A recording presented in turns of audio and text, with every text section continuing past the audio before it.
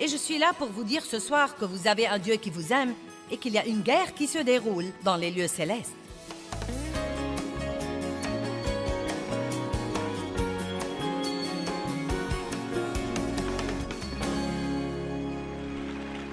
Nous sommes dans une guerre, mais nous ne devrions jamais être si insensés pour penser que Dieu ne nous a pas laissés équipés.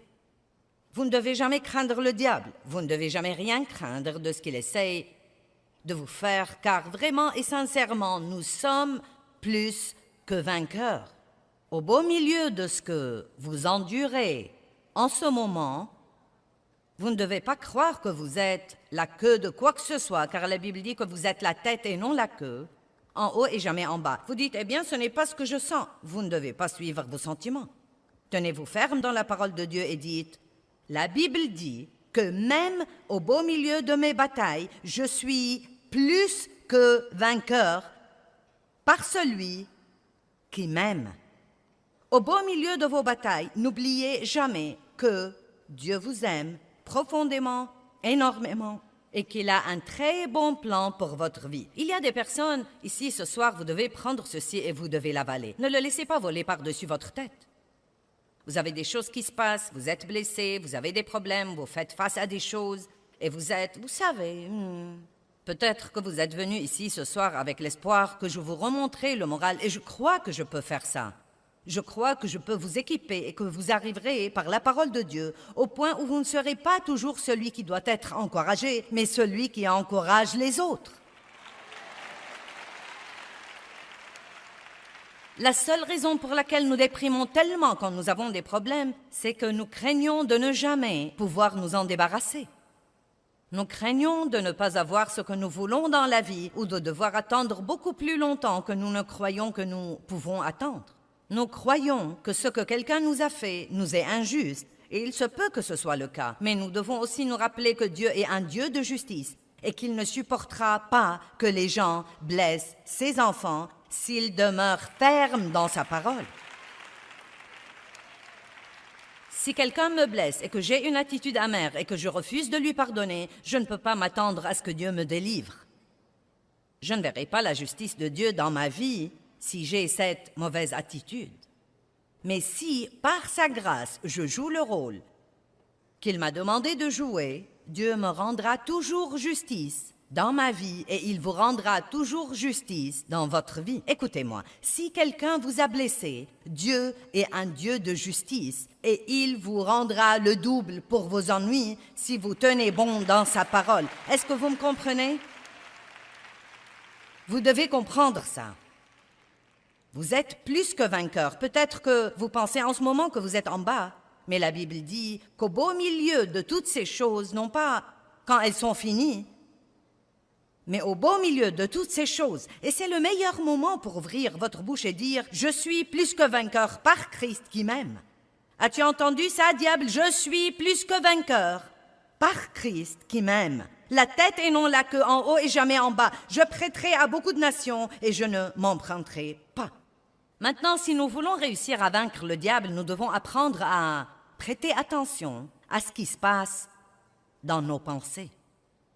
Et je crois parfois que nous ne prêtons pas assez attention à beaucoup de choses. Nous sommes plutôt... Vous savez, beaucoup de trucs nous dépassent. Je ne sais pas pourquoi j'ai perdu ma joie et pourquoi j'ai perdu ma paix. Eh bien, avez-vous jamais pensé à vos pensées?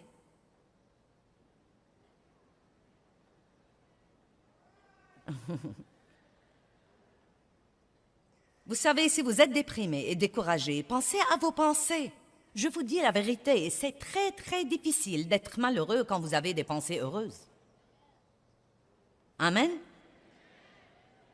Eh bien, je ne peux pas contrôler mes pensées. Si, vous le pouvez. Je le peux, vous le pouvez. La Bible nous enseigne que la pensée est le champ de bataille. 2 Corinthiens 10, 4 et 5, nous sommes dans une guerre. Amen? Beaucoup ont reçu Christ ce soir. Bienvenue à la guerre. Peut-être que vous pensez, eh bien, minute, j'ai déjà une guerre, je ne veux pas en avoir une autre. Mais ce qu'il y a, c'est que dans la guerre que vous aviez avant, vous combattiez tout seul.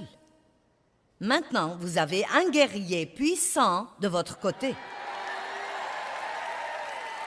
une armée d'anges, le roi des rois, le seigneur des seigneurs.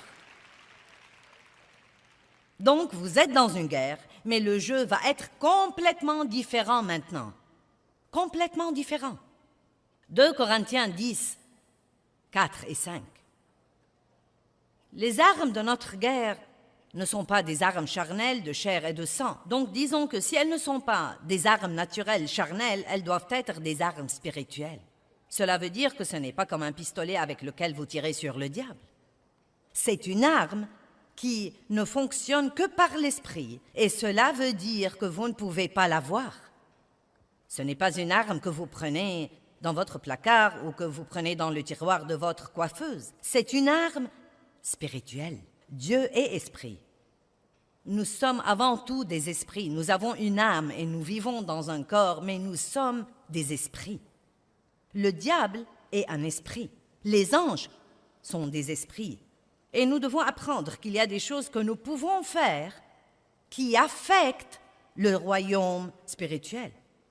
La guerre où nous sommes est une guerre spirituelle. Nous faisons la guerre spirituelle et les armes de notre guerre ne sont pas des armes charnelles de chair et de sang, ce sont des armes spirituelles.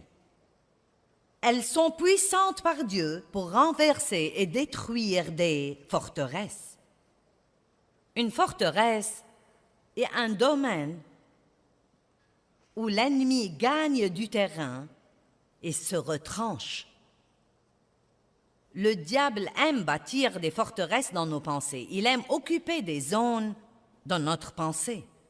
Des zones où il ment et il ment et il ment et il ment jusqu'à nous convaincre que le mensonge est la vérité. Et le problème avec le mensonge qu'on doit comprendre, c'est que même si c'est un mensonge, si nous croyons que c'est la vérité, il devient la vérité. Ce que nous croyons est extrêmement important. Que croyez-vous au sujet de votre passé, au sujet de votre avenir? Que croyez-vous au sujet de ce que Dieu pense de vous?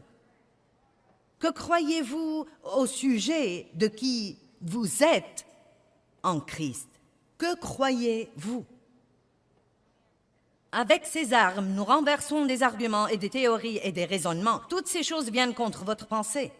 Et toute hauteur qui s'élève contre la vraie connaissance de Dieu, et nous amenons toute pensée captive, tout objectif qui ne s'accorde pas avec Dieu, toute pensée qui ne s'accorde pas avec la parole de Dieu, nous la faisons captive pour l'amener à obéir au Christ Jésus, le Messie.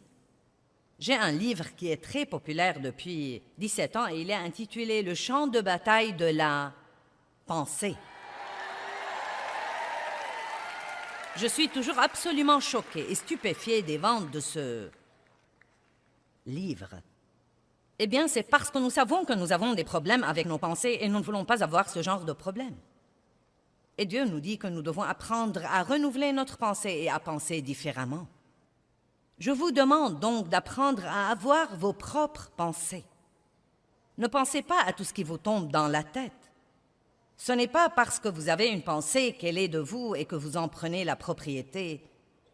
Mais comprenez que si ce que vous pensez ne s'accorde pas avec ce que dit Dieu, c'est le diable ou un démon qui travaille pour lui qui vous la met dans votre pensée. Vous devez dire « Arrière de moi, Satan ». Amen. Ce n'est pas vrai et je ne te crois pas. Non, mais quand vous dites « Arrière de moi, Satan », ce doit être parce que vous vous attendez à ce qu'il s'en aille vraiment. Une femme faisait des courses et son mari lui a demandé de ne plus acheter de vêtements.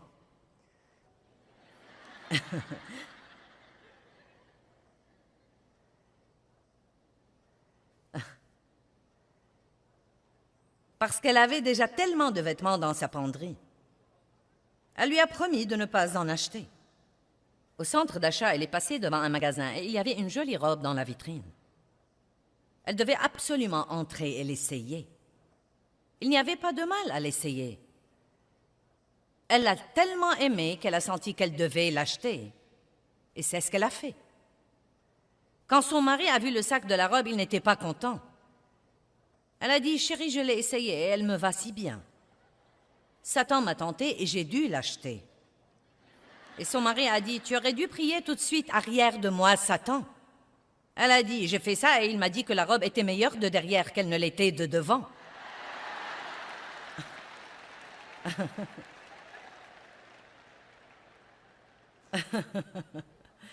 Donc quand vous dites arrière de moi Satan, ne jouez pas au plus fin.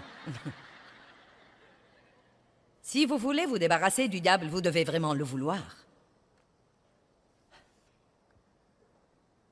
Vous sentez-vous comme un soldat? La Bible dit que nous sommes des soldats dans l'armée de Dieu. Vous comportez-vous comme un soldat? 2 Timothée 2, 4. Paul dit, personne, en s'engageant dans l'armée, ne s'embarrasse des affaires de la vie civile. 2 Timothée chapitre 2, verset 4. Personne, en s'engageant dans l'armée, ne s'embarrasse. Nous allons écrire le mot s'embarrasse en majuscule. Ne s'embarrasse des affaires de la vie civile. Cela veut dire que vous êtes là, vous menez votre vie, vous devez faire face à certaines choses, mais vous ne devez pas vous en embarrasser. N'encombrez pas votre vie de trucs, n'encombrez pas votre pensée de trucs qui préoccupent le monde. Car son but est de satisfaire et de plaire à celui qui l'a enrôlé. Nous avons un travail à faire pour Dieu. Je crois que si Dieu n'avait pas un travail pour vous à l'instant où vous avez été sauvés, il vous aurait pris au ciel. Il vous aurait pris d'ici. Dieu veut donc votre adoration. Le plus grand respect que nous puissions témoigner à Dieu, c'est de l'adorer. Je vais juste vous mentionner ceci. Je n'essaye de réprimander personne. Mais faites de votre mieux quand vous allez à l'église, d'arriver là, en avance pour être là pour l'adoration. Je crois que ce n'est pas bon de penser que ce n'est pas une partie importante, que ce n'est pas une partie importante et de vouloir arriver là pour le sermon ou qu'il n'y a pas de mal à arriver en retard. Je peux dire que je n'essaie pas de vous réprimander, mais peut-être que c'est ce que je fais, je ne sais pas. Je peux me permettre certains trucs que parfois vos pasteurs ne peuvent se permettre parce que je serai parti samedi et vous m'aimerez de nouveau lundi matin, donc vous savez. Mais vous voyez, c'est quelque chose que nous faisons pour Dieu. Nous venons pour l'adorer, nous venons pour le respecter en l'adorant. Et c'est pour nous une chose merveilleuse à faire, adorer Dieu. Nous ne devons pas, en fait, nous embarrasser des choses du monde. Et rappelez-vous que nous sommes là pour servir Dieu, pour grandir, pour mûrir, pour aller dans le monde et être une lumière brillante qui dissipe l'obscurité. Laissez-moi vous dire quelque chose. Une vie transformée est un sermon plus important que toutes les paroles que vous puissiez jamais prononcer. Vous pouvez aller prêcher aux gens et leur dire qu'ils devaient croire en Dieu, mais si votre vie ne le confirme pas, ils ne vous prêteront aucune attention. Amen? Donc, nous devons aimer Dieu, nous devons l'adorer, nous devons être des lumières qui brillent pour lui. Et s'il y a quelque chose de spécifique que Dieu veut que nous fassions dans notre vie, nous devons veiller à le faire, non seulement le commencer, mais le commencer et le finir. Mais nous ne pouvons pas faire ça si nous sommes embarrassés. Certains d'entre vous sont tellement embarrassés des problèmes des autres personnes que vous ne pouvez même pas prêter attention à ce que Dieu essaye de vous dire en ce moment. Certains d'entre vous sont des réparateurs. J'aime résoudre les problèmes des autres et je dois faire attention et ne pas me laisser entraîner dans leur désordre, à tel point que cela absorbe mon énergie et m'empêche de faire les choses que je crois vraiment que Dieu veut que je fasse. Vous devez aider les gens, mais ne vous laissez pas entraîner à tel point que vous faites 10 appels téléphoniques par jour et vous parlez toute la journée de leurs affaires et de leurs problèmes. C'est bon d'aider les gens, mais vous devez être capable de discerner. Est-ce quelqu'un que l'ennemi utilise pour me voler mon énergie et mon temps, ou est-ce quelqu'un qui a vraiment besoin d'aide? Amen? C'est un bon mot, un bon petit conseil. Car l'ennemi peut même utiliser des gens bien intentionnés pour épuiser votre énergie si vous le leur permettez. Nous devons être forts pour vivre la vie que Dieu veut que nous vivions. Essayez de faire des choses comme aller vous coucher la nuit et dormir comme il faut. Ça vous étonnerait de voir que cela vous aide à résister à l'ennemi.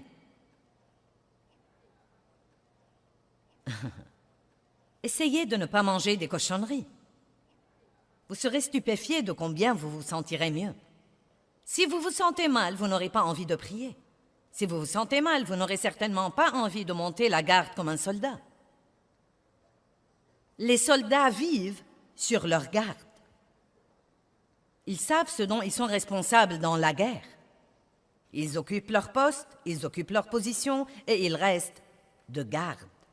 J'ai compris il y a longtemps que je suis appelée comme enseignante dans le corps de Christ. Je me consacre donc à ce que je suis appelée à faire et je fais de gros efforts pour ne pas laisser les gens m'amener à faire un tas de trucs qu'ils voudraient que je fasse, mais qui n'ont pas grand-chose à voir avec ce que Dieu veut que je fasse.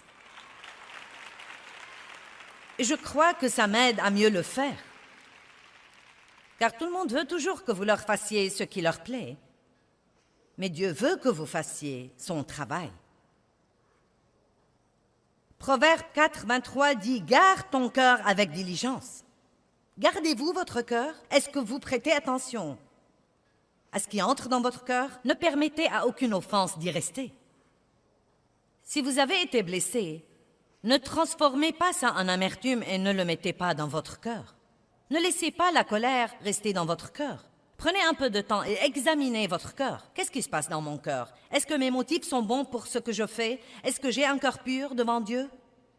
Garde ton cœur avec diligence, car de lui viennent les sources de la vie. Vous êtes agressif ou passif? Vous êtes dynamique ou vous réagissez simplement?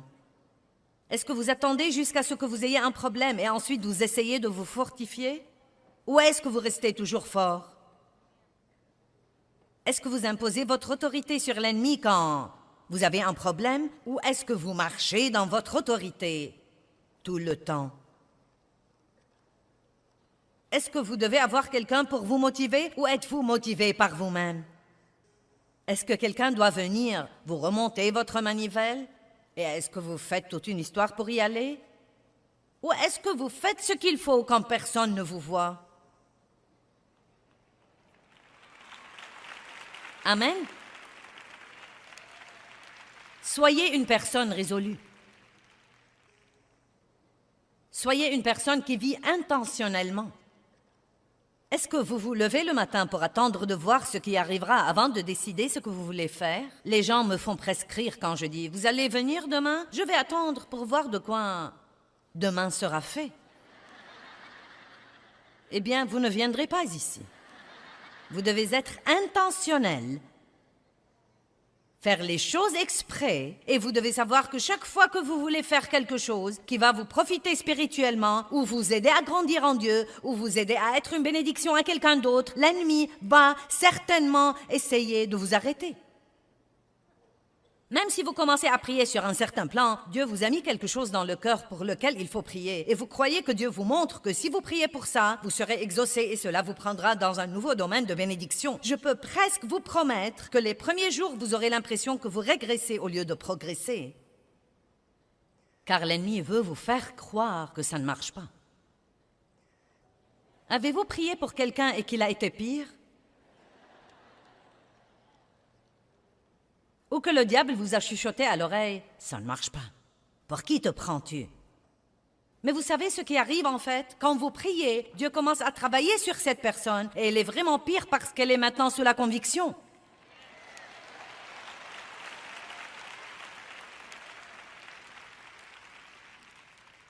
Êtes-vous désinvolte ou prudent?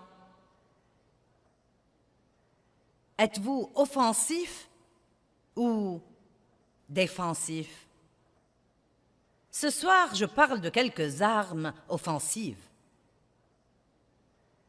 Dans le reste des sessions, je vais parler plus d'armes défensives. Et Dieu nous donne les deux. Il nous donne des choses pour pourchasser le diable et il nous donne des choses pour nous protéger quand le diable vient contre nous. Je devrais dire ceci là parce que j'ai une grande variété des gens dans mes réunions et bien sûr des gens qui nous regardent à la télé. dans le monde entier. Peut-être que vous n'aimez pas ses propos sur le diable. Vous dites, j'aimerais mieux ne pas parler du diable.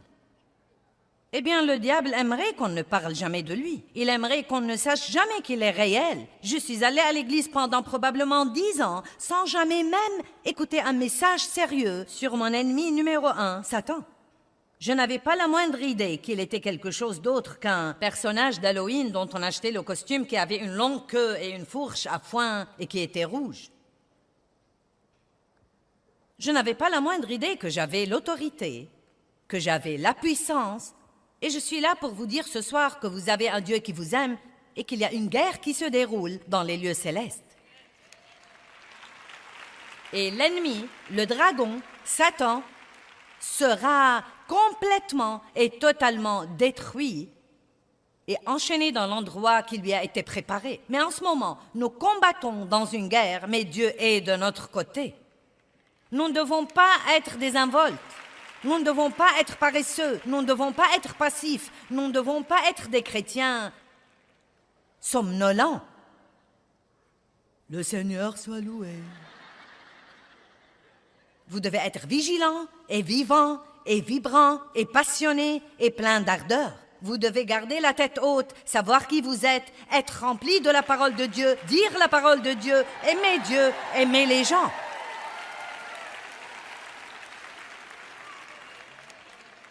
Eh bien, tu sais quoi, Joyce, ça demande vraiment beaucoup de travail. Écoutez-moi, ne regardez jamais quelqu'un qui a toutes sortes de victoires dans sa vie pour penser « Oh, si seulement j'avais cette vie !» Puis-je vous dire qu'il ne l'a pas eu par les souhaits? Je ne suis pas là où j'en suis aujourd'hui dans ma vie avec Dieu et dans ce ministère parce que je l'ai simplement souhaité. Quelqu'un d'autre ne peut pas toujours affronter votre Goliath à votre place. Dieu vous a oint pour être roi. Mais avant de pouvoir être roi, il va falloir faire face à Goliath. Il va falloir lui faire baisser les yeux. Il va falloir apprendre à lui parler et il va falloir savoir qui vous êtes et qui est de votre côté. Amen? C'est triste de penser que certains ne savent même pas qu'ils ont un ennemi. Et pourtant, beaucoup ne le savent pas. Si vous ne croyez pas que le diable est réel, prenez votre concordance et cherchez Satan, le diable, le dragon, Lucifer. Nous devons écouter ce genre de trucs. Nous devons nous rappeler que Dieu est de notre côté, que nous sommes plus que vainqueurs, que nous avons la puissance et nous avons l'autorité. Je veux vous lire quelques versets. Nous n'allons en lire que 2 ou 3, mais... Un chrétien doit être sur ses gardes, doit vivre sur ses gardes. Luc 12, 15 dit « Gardez-vous de toute avidité et convoitise. Vous devez vous garder quand Dieu commence à vous bénir matériellement et financièrement, d'avoir un esprit avide et de vouloir de plus en plus et de plus en plus et de plus en plus et plus. C'est pourquoi veillez à ce que plus vous avez, plus vous donnez. Amen. Plus vous avez, plus vous donnez. Plus votre vie est meilleure, mieux vous traitez les autres personnes. Chaque fois que Dieu vous bénit, partagez-en toujours une partie avec quelqu'un d'autre. Et peut-être que c'est un des secrets du don. Peut-être que Dieu nous dit de donner toujours des prémices de ce qu'il nous donne dans la vie, de toujours donner d'abord, parce que c'est un des moyens dont nous combattons l'avidité et la convoitise, qui sont des choses terribles à avoir. Eh bien, j'espère et je prie que vous soyez déterminés à vivre avec un but, savoir qui vous êtes et à qui vous appartenez. Je vous encourage à être sur vos gardes parce que nous sommes en guerre. Toutefois, nous avons tout ce dont nous avons besoin, nous avons tout l'équipement spirituel dont nous avons besoin pour gagner cette guerre.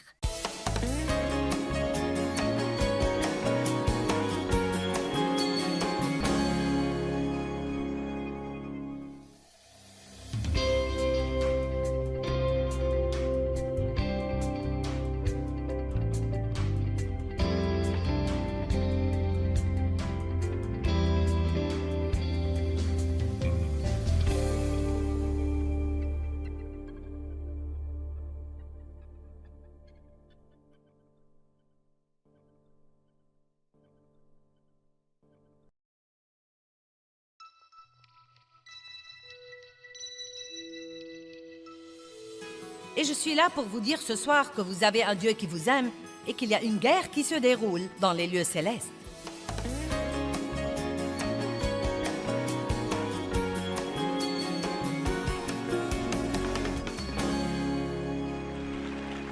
Nous sommes dans une guerre, mais nous ne devrions jamais être si insensés pour penser que Dieu ne nous a pas laissés équipés.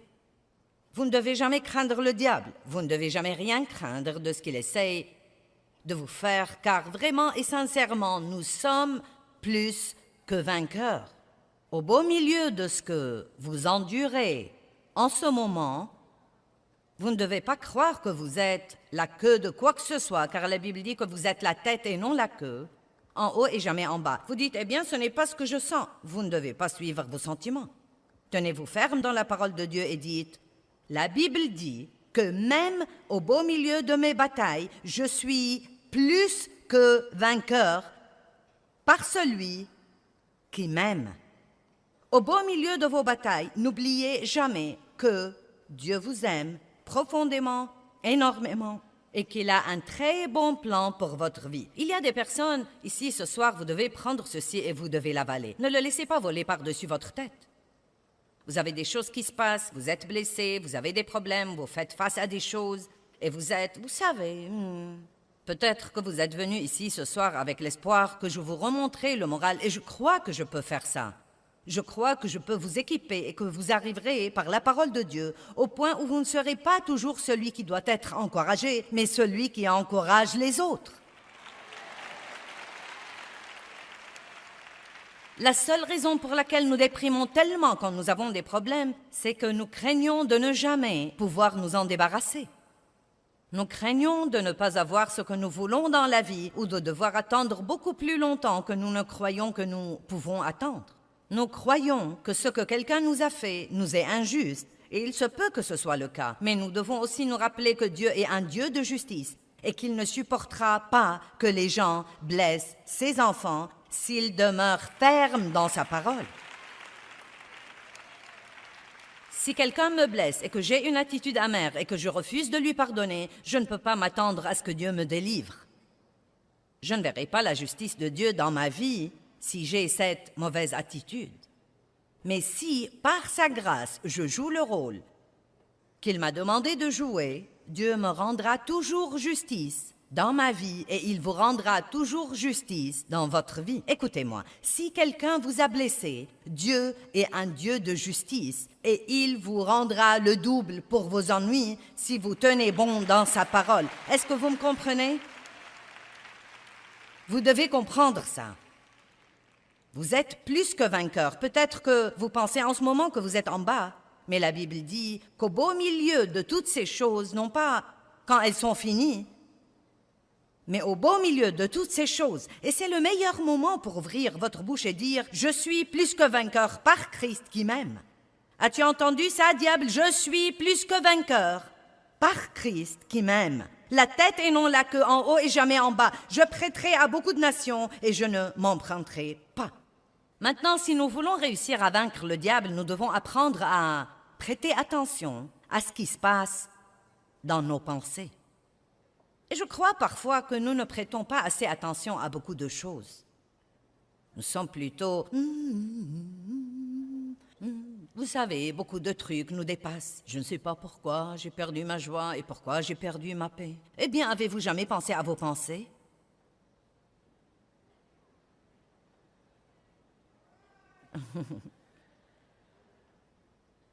Vous savez, si vous êtes déprimé et découragé, pensez à vos pensées. Je vous dis la vérité, c'est très, très difficile d'être malheureux quand vous avez des pensées heureuses. Amen? Eh bien, je ne peux pas contrôler mes pensées. Si, vous le pouvez. Je le peux, vous le pouvez. La Bible nous enseigne que la pensée est le champ de bataille. 2 Corinthiens 10, 4 et 5, nous sommes dans une guerre. Amen? Beaucoup ont reçu Christ ce soir. Bienvenue à la guerre. Peut-être que vous pensez, eh bien, minute, j'ai déjà une guerre, je ne veux pas en avoir une autre. Mais ce qu'il y a, c'est que dans la guerre que vous aviez avant, vous combattiez tout seul. Maintenant, vous avez un guerrier puissant de votre côté. une armée d'anges, le roi des rois, le seigneur des seigneurs. Donc, vous êtes dans une guerre, mais le jeu va être complètement différent maintenant. Complètement différent. 2 Corinthiens 10, 4 et 5. Les armes de notre guerre ne sont pas des armes charnelles de chair et de sang. Donc, disons que si elles ne sont pas des armes naturelles charnelles, elles doivent être des armes spirituelles. Cela veut dire que ce n'est pas comme un pistolet avec lequel vous tirez sur le diable. C'est une arme qui ne fonctionne que par l'esprit, et cela veut dire que vous ne pouvez pas la voir. Ce n'est pas une arme que vous prenez dans votre placard ou que vous prenez dans le tiroir de votre coiffeuse. C'est une arme spirituelle. Dieu est esprit. Nous sommes avant tout des esprits. Nous avons une âme et nous vivons dans un corps, mais nous sommes des esprits. Le diable est un esprit. Les anges sont des esprits. Et nous devons apprendre qu'il y a des choses que nous pouvons faire qui affectent le royaume spirituel. La guerre où nous sommes est une guerre spirituelle. Nous faisons la guerre spirituelle et les armes de notre guerre ne sont pas des armes charnelles de chair et de sang, ce sont des armes spirituelles. Elles sont puissantes par Dieu pour renverser et détruire des forteresses. Une forteresse est un domaine où l'ennemi gagne du terrain et se retranche. Le diable aime bâtir des forteresses dans nos pensées. Il aime occuper des zones dans notre pensée. Des zones où il ment et il ment et il ment et il ment jusqu'à nous convaincre que le mensonge est la vérité. Et le problème avec le mensonge qu'on doit comprendre, c'est que même si c'est un mensonge, si nous croyons que c'est la vérité, il devient la vérité. Ce que nous croyons est extrêmement important. Que croyez-vous au sujet de votre passé, au sujet de votre avenir? Que croyez-vous au sujet de ce que Dieu pense de vous? Que croyez-vous au sujet de qui vous êtes en Christ? Que croyez-vous? Avec ces armes, nous renversons des arguments et des théories et des raisonnements. Toutes ces choses viennent contre votre pensée.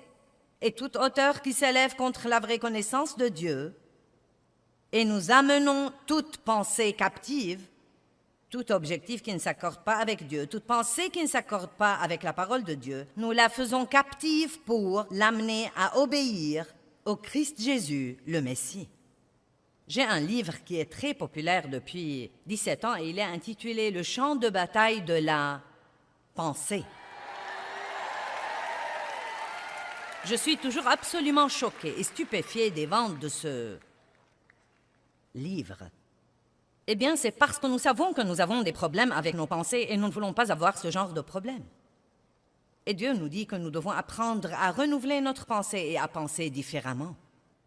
Je vous demande donc d'apprendre à avoir vos propres pensées. Ne pensez pas à tout ce qui vous tombe dans la tête. Ce n'est pas parce que vous avez une pensée qu'elle est de vous et que vous en prenez la propriété. Mais comprenez que si ce que vous pensez ne s'accorde pas avec ce que dit Dieu, c'est le diable ou un démon qui travaille pour lui qui vous la met dans votre pensée.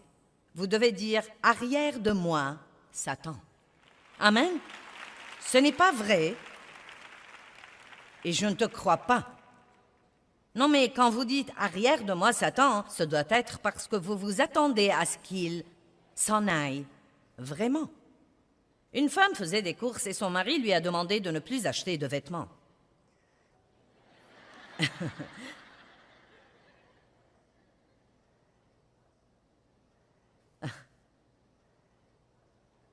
Parce qu'elle avait déjà tellement de vêtements dans sa penderie.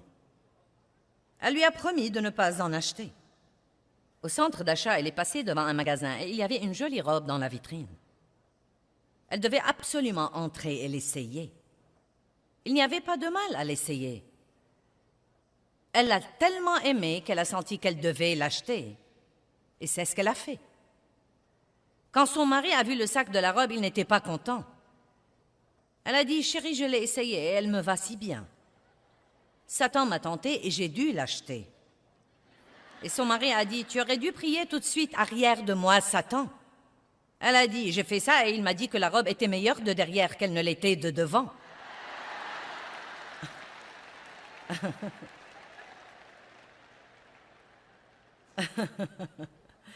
Donc quand vous dites « arrière de moi, Satan », ne jouez pas au plus fin. Si vous voulez vous débarrasser du diable, vous devez vraiment le vouloir. Vous sentez-vous comme un soldat? La Bible dit que nous sommes des soldats dans l'armée de Dieu. Vous comportez-vous comme un soldat? 2 Timothée 2, 4. Paul dit, « Personne, en s'engageant dans l'armée, ne s'embarrasse des affaires de la vie civile. » 2 Timothée chapitre 2, verset 4. Personne en s'engageant dans l'armée ne s'embarrasse. Nous allons écrire le mot s'embarrasse en majuscule. Ne s'embarrasse des affaires de la vie civile.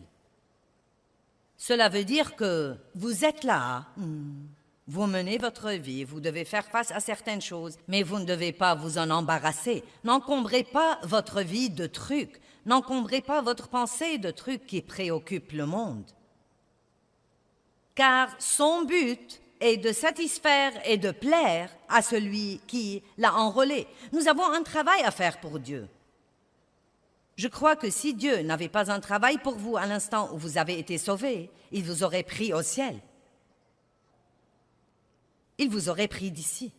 Dieu veut donc votre adoration. Le plus grand respect que nous puissions témoigner à Dieu, c'est de l'adorer. Je vais juste vous mentionner ceci. Je n'essaye de réprimander personne. Mais faites de votre mieux quand vous allez à l'église, d'arriver là, en avance pour être là pour l'adoration. Je crois que ce n'est pas bon de penser que ce n'est pas une partie importante, que ce n'est pas une partie importante et de vouloir arriver là pour le sermon ou qu'il n'y a pas de mal à arriver en retard. Je peux dire que je n'essaie pas de vous réprimander, mais peut-être que c'est ce que je fais, je ne sais pas. Je peux me permettre certains trucs que parfois vos pasteurs ne peuvent se permettre parce que je serai parti samedi et vous m'aimerez de nouveau lundi matin, donc vous savez. Mais vous voyez, c'est quelque chose que nous faisons pour Dieu. Nous venons pour l'adorer, nous venons pour le respecter en l'adorant. Et c'est pour nous une chose merveilleuse à faire, adorer Dieu. Nous ne devons pas, en fait, nous embarrasser des choses du monde. Et rappelez-vous que nous sommes là pour servir Dieu, pour grandir, pour mûrir, pour aller dans le monde et être une lumière brillante qui dissipe l'obscurité. Laissez-moi vous dire quelque chose. Une vie transformée est un sermon plus important que toutes les paroles que vous puissiez jamais prononcer. Vous pouvez aller prêcher aux gens et leur dire qu'ils devaient croire en Dieu, mais si votre vie ne le confirme pas, ils ne vous prêteront aucune attention. Amen? Donc, nous devons aimer Dieu, nous devons l'adorer, nous devons être des lumières qui brillent pour lui. Et s'il y a quelque chose de spécifique que Dieu veut que nous fassions dans notre vie, nous devons veiller à le faire, non seulement le commencer, mais le commencer et le finir.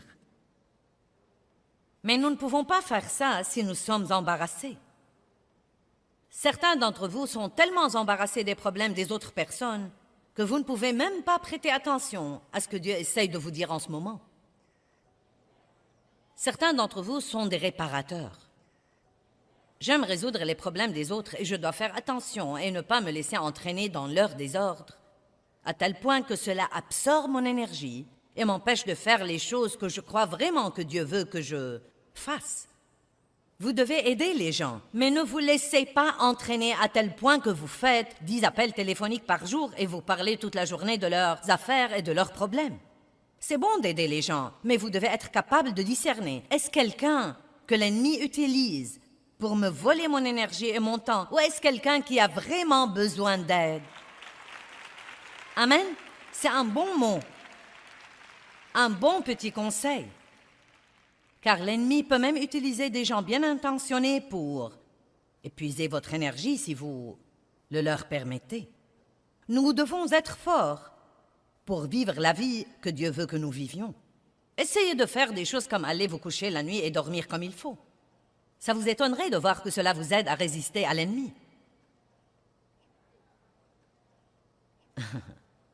Essayez de ne pas manger des cochonneries. Vous serez stupéfié de combien vous vous sentirez mieux. Si vous vous sentez mal, vous n'aurez pas envie de prier. Si vous vous sentez mal, vous n'aurez certainement pas envie de monter la garde comme un soldat. Les soldats vivent sur leur garde. Ils savent ce dont ils sont responsables dans la guerre. Ils occupent leur poste, ils occupent leur position et ils restent de garde. J'ai compris il y a longtemps que je suis appelée comme enseignante dans le corps de Christ. Je me consacre donc à ce que je suis appelée à faire et je fais de gros efforts pour ne pas laisser les gens m'amener à faire un tas de trucs qu'ils voudraient que je fasse, mais qui n'ont pas grand-chose à voir avec ce que Dieu veut que je fasse. Et je crois que ça m'aide à mieux le faire. Car tout le monde veut toujours que vous leur fassiez ce qui leur plaît. Mais Dieu veut que vous fassiez son travail. Proverbe 4, 23 dit « Garde ton cœur avec diligence ». Gardez-vous votre cœur? Est-ce que vous prêtez attention à ce qui entre dans votre cœur? Ne permettez à aucune offense d'y rester. Si vous avez été blessé, ne transformez pas ça en amertume et ne le mettez pas dans votre cœur. Ne laissez pas la colère rester dans votre cœur. Prenez un peu de temps et examinez votre cœur. Qu'est-ce qui se passe dans mon cœur? Est-ce que mes motifs sont bons pour ce que je fais? Est-ce que j'ai un cœur pur devant Dieu? Garde ton cœur avec diligence, car de lui viennent les sources de la vie. Vous êtes agressif ou passif? Vous êtes dynamique ou vous réagissez simplement? Est-ce que vous attendez jusqu'à ce que vous ayez un problème et ensuite vous essayez de vous fortifier? Ou est-ce que vous restez toujours fort? Est-ce que vous imposez votre autorité sur l'ennemi quand vous avez un problème? Ou est-ce que vous marchez dans votre autorité tout le temps? Est-ce que vous devez avoir quelqu'un pour vous motiver ou êtes-vous motivé par vous-même? Est-ce que quelqu'un doit venir vous remonter votre manivelle? Et est-ce que vous faites toute une histoire pour y aller? Ou est-ce que vous faites ce qu'il faut quand personne ne vous voit?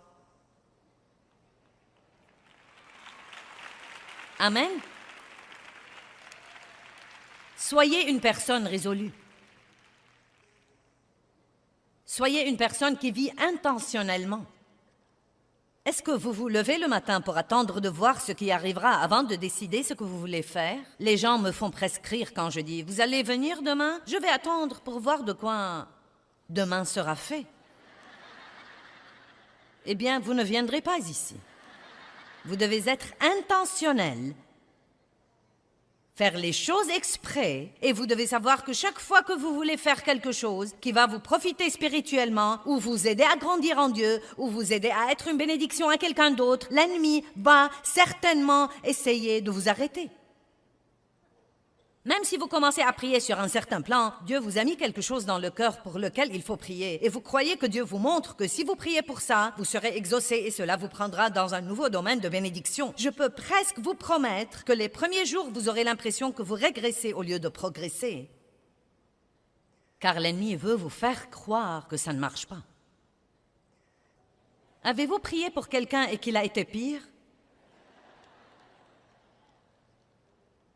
Ou que le diable vous a chuchoté à l'oreille, « Ça ne marche pas. Pour qui te prends-tu? » Mais vous savez ce qui arrive en fait? Quand vous priez, Dieu commence à travailler sur cette personne et elle est vraiment pire parce qu'elle est maintenant sous la conviction.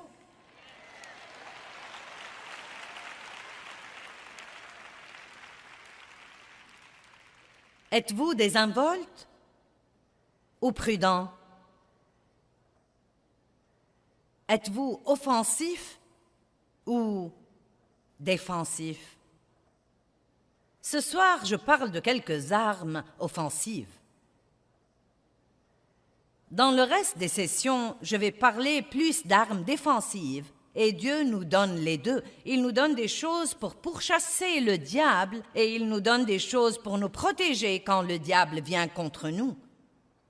Je devrais dire ceci là parce que j'ai une grande variété des gens dans mes réunions et bien sûr des gens qui nous regardent à la télé dans le monde entier.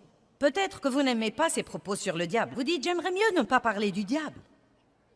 Eh bien, le diable aimerait qu'on ne parle jamais de lui. Il aimerait qu'on ne sache jamais qu'il est réel. Je suis allée à l'église pendant probablement 10 ans, sans jamais même écouter un message sérieux sur mon ennemi numéro 1, Satan.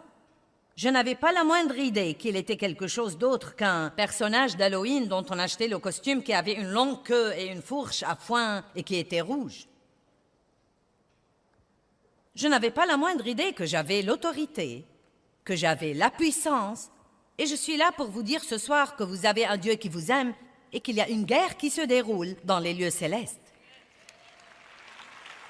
Et l'ennemi, le dragon, Satan, sera complètement et totalement détruit et enchaîné dans l'endroit qui lui a été préparé. Mais en ce moment, nous combattons dans une guerre, mais Dieu est de notre côté. Nous ne devons pas être désinvoltes. Nous ne devons pas être paresseux, nous ne devons pas être passifs, nous ne devons pas être des chrétiens somnolents. Le Seigneur soit loué. Vous devez être vigilants et vivants et vibrants et passionnés et pleins d'ardeur. Vous devez garder la tête haute, savoir qui vous êtes, être rempli de la parole de Dieu, dire la parole de Dieu, aimer les gens.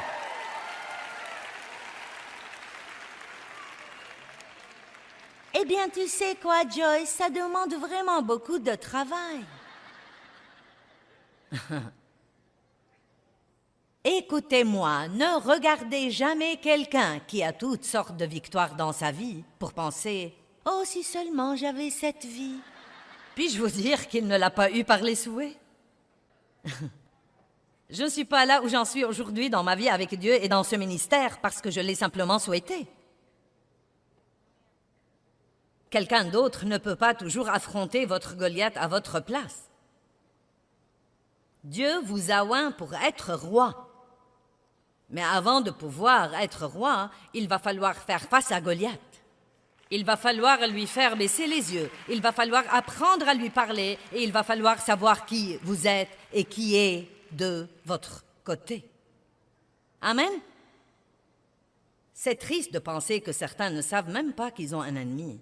Et pourtant, beaucoup ne le savent pas. Si vous ne croyez pas que le diable est réel, prenez votre concordance et cherchez Satan, le diable, le dragon, Lucifer. Nous devons écouter ce genre de trucs. Nous devons nous rappeler que Dieu est de notre côté, que nous sommes plus que vainqueurs, que nous avons la puissance et nous avons l'autorité. Je veux vous lire quelques versets. Nous n'allons en lire que 2 ou 3, mais... Un chrétien doit être sur ses gardes, doit vivre sur ses gardes. Luc 12, 15 dit « Gardez-vous de toute avidité et convoitise. Vous devez vous garder quand Dieu commence à vous bénir matériellement et financièrement, d'avoir un esprit avide et de vouloir de plus en plus et de plus en plus et de plus en plus et plus. C'est pourquoi veillez à ce que plus vous avez, plus vous donnez. Amen. Plus vous avez, plus vous donnez.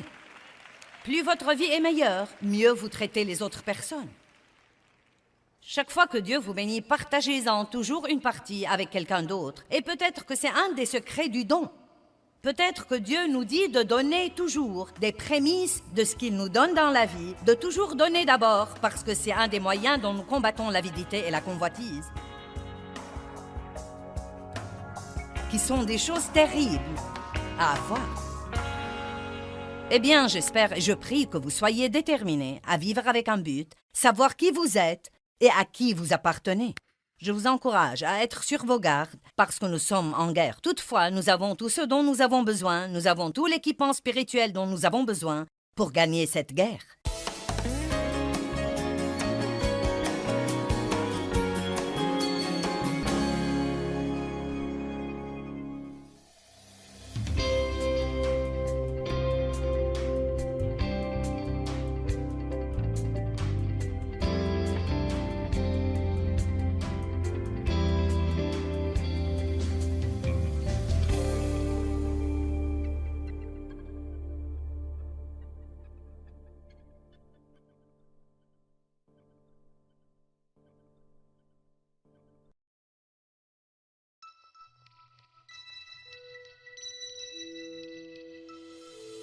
Et je suis là pour vous dire ce soir que vous avez un Dieu qui vous aime et qu'il y a une guerre qui se déroule dans les lieux célestes.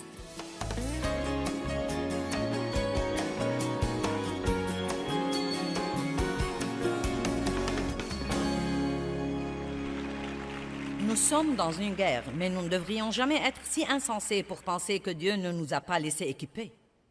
Vous ne devez jamais craindre le diable, vous ne devez jamais rien craindre de ce qu'il essaye de vous faire, car vraiment et sincèrement, nous sommes plus que vainqueurs. Au beau milieu de ce que vous endurez en ce moment, vous ne devez pas croire que vous êtes la queue de quoi que ce soit, car la Bible dit que vous êtes la tête et non la queue, en haut et jamais en bas. Vous dites, eh bien, ce n'est pas ce que je sens. Vous ne devez pas suivre vos sentiments. Tenez-vous ferme dans la parole de Dieu et dites, la Bible dit que même au beau milieu de mes batailles, je suis plus que vainqueur par celui qui m'aime. Au beau milieu de vos batailles, n'oubliez jamais que Dieu vous aime profondément, énormément, et qu'il a un très bon plan pour votre vie. Il y a des personnes ici ce soir, vous devez prendre ceci et vous devez l'avaler. Ne le laissez pas voler par-dessus votre tête.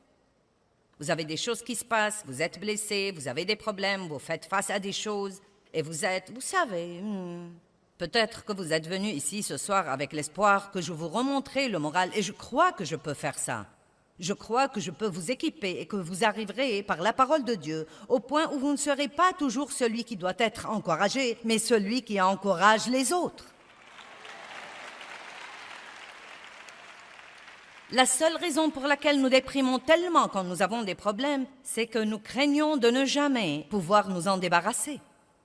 Nous craignons de ne pas avoir ce que nous voulons dans la vie ou de devoir attendre beaucoup plus longtemps que nous ne croyons que nous pouvons attendre. Nous croyons que ce que quelqu'un nous a fait nous est injuste, et il se peut que ce soit le cas. Mais nous devons aussi nous rappeler que Dieu est un Dieu de justice et qu'il ne supportera pas que les gens blessent ses enfants s'il demeure ferme dans sa parole. Si quelqu'un me blesse et que j'ai une attitude amère et que je refuse de lui pardonner, je ne peux pas m'attendre à ce que Dieu me délivre. Je ne verrai pas la justice de Dieu dans ma vie si j'ai cette mauvaise attitude.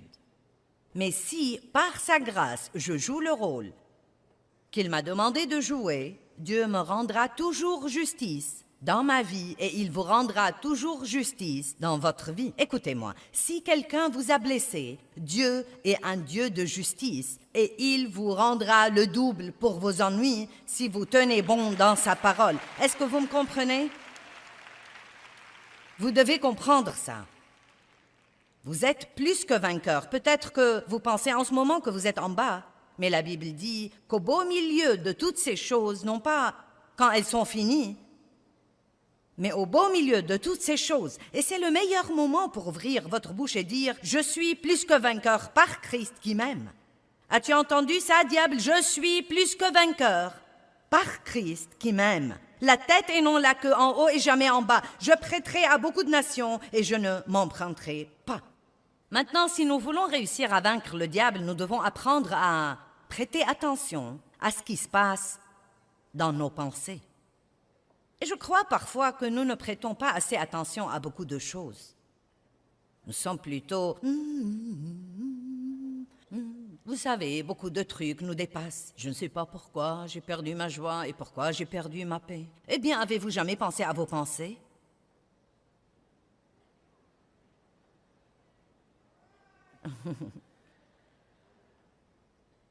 Vous savez, si vous êtes déprimé et découragé, pensez à vos pensées.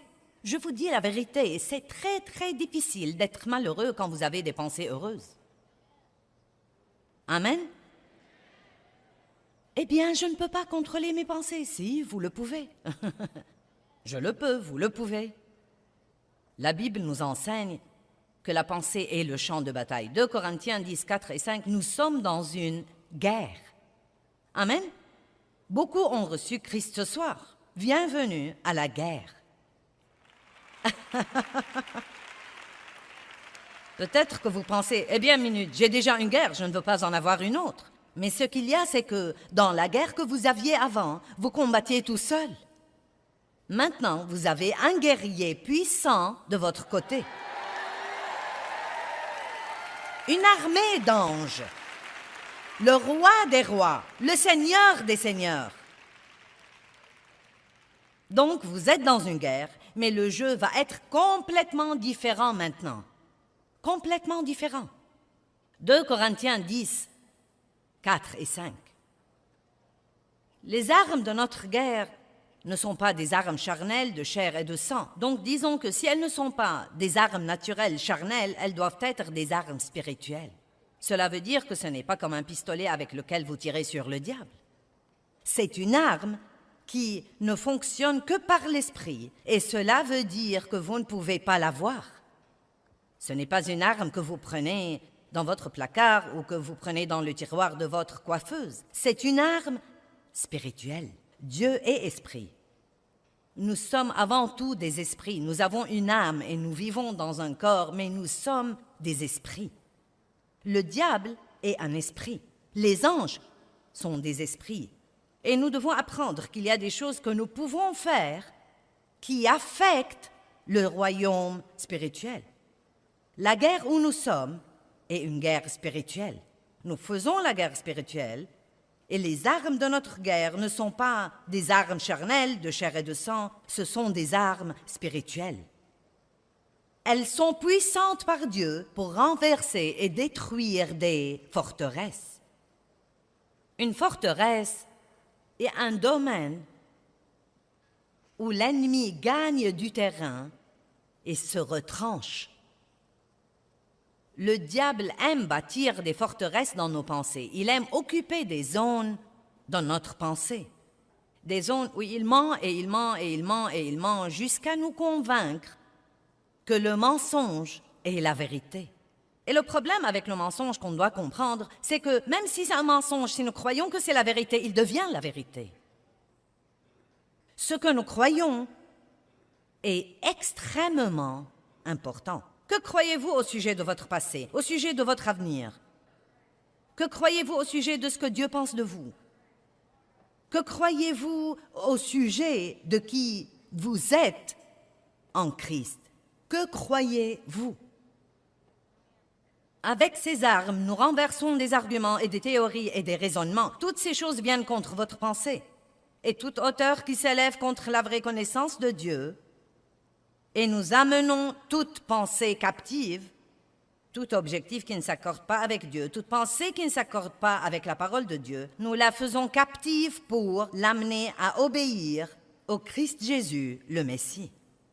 J'ai un livre qui est très populaire depuis 17 ans et il est intitulé « Le champ de bataille de la pensée ».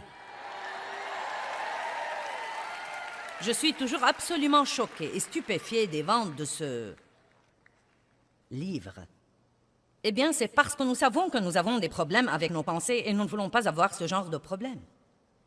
Et Dieu nous dit que nous devons apprendre à renouveler notre pensée et à penser différemment. Je vous demande donc d'apprendre à avoir vos propres pensées. Ne pensez pas à tout ce qui vous tombe dans la tête. Ce n'est pas parce que vous avez une pensée qu'elle est de vous et que vous en prenez la propriété. Mais comprenez que si ce que vous pensez ne s'accorde pas avec ce que dit Dieu, c'est le diable ou un démon qui travaille pour lui qui vous la met dans votre pensée. Vous devez dire « Arrière de moi, Satan ». Amen. Ce n'est pas vrai et je ne te crois pas. Non, mais quand vous dites « Arrière de moi, Satan », ce doit être parce que vous vous attendez à ce qu'il s'en aille vraiment. Une femme faisait des courses et son mari lui a demandé de ne plus acheter de vêtements.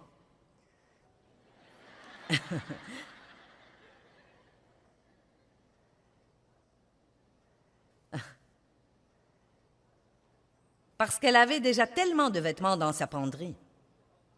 Elle lui a promis de ne pas en acheter. Au centre d'achat, elle est passée devant un magasin et il y avait une jolie robe dans la vitrine. Elle devait absolument entrer et l'essayer. Il n'y avait pas de mal à l'essayer. Elle l'a tellement aimé qu'elle a senti qu'elle devait l'acheter. Et c'est ce qu'elle a fait. Quand son mari a vu le sac de la robe, il n'était pas content.